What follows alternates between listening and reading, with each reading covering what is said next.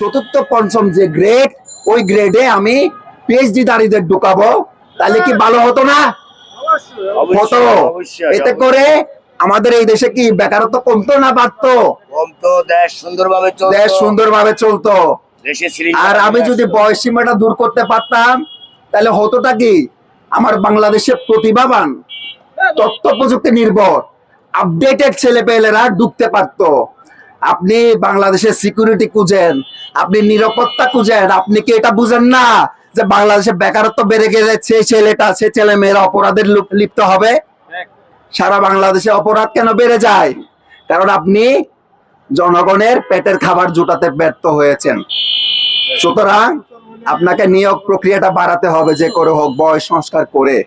এতে করে একজন আমলা অথবা একজন সরকার কর্মচারী যদি আপনার একটা নির্দিষ্ট বয়স করে দেওয়া হয় যে আমি একজন সরকারি কর্মচারী একমত বা দ্বিতীয় শ্রেণী যদি হয়ে থাকি, তাহলে আমার যে চাকরি করার যে বয়সটা, ওটা যেন 15 বছর থেকে 20 বছরের মধ্যে হয়।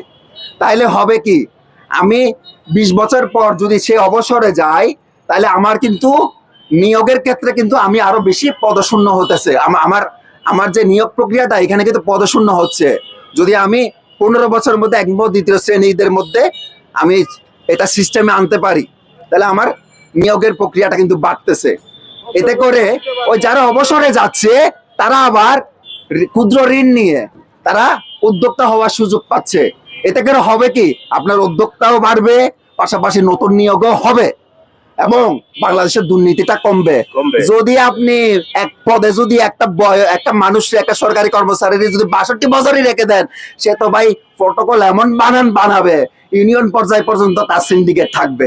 আমরা দৃঢ় কণ্ঠে বলতে চাই, বারবার বলতে চাই, ছাত্র এবং চাকরি প্রত্যাশীদের রক্তের উপর দাঁড়িয়ে আসন বিন্যাসের চিন্তা থেকে আপনারা বেরিয়ে আসুন, আমাদের দাবির দিকে নজর দিন। তা না হলে এই সারা বাংলাদেশের ছাত্র সমাজ আবার রাজপথে আসবে। লাঠির বাড়িতে একটু ব্যথা লাগে, আমরা দৌড় দেই, কিন্তু বন্দুকের নলের সামনে দাঁড়িয়ে গুলি খেতে কিন্তু আমাদের এক বিন্দু বুক কাঁপবে না। আমাদেরকে সেই জায়গায় আপনারা দাঁড় করাবেন না। আমাদের এই যে বয়স সংস্কারের যারা ভাই বন্ধু যারা রয়েছেন, আমাদের উচিত বিশ্বের সাথে তাল মিলিয়ে আমাদের দেশে চাকরিতে বয়সের কোনো সীমা থাকাই উচিত নয়। এই দেশে চাকরিতে কোনো বয়স সীমা থাকবে না। আমরা অনতিবিলম্বে চাকরির সকল ক্ষেত্রে, 2-1টা বাহিনী ছাড়া সকল ক্ষেত্রে উন্মুক্তের ডাক দিতে বাধ্য হব।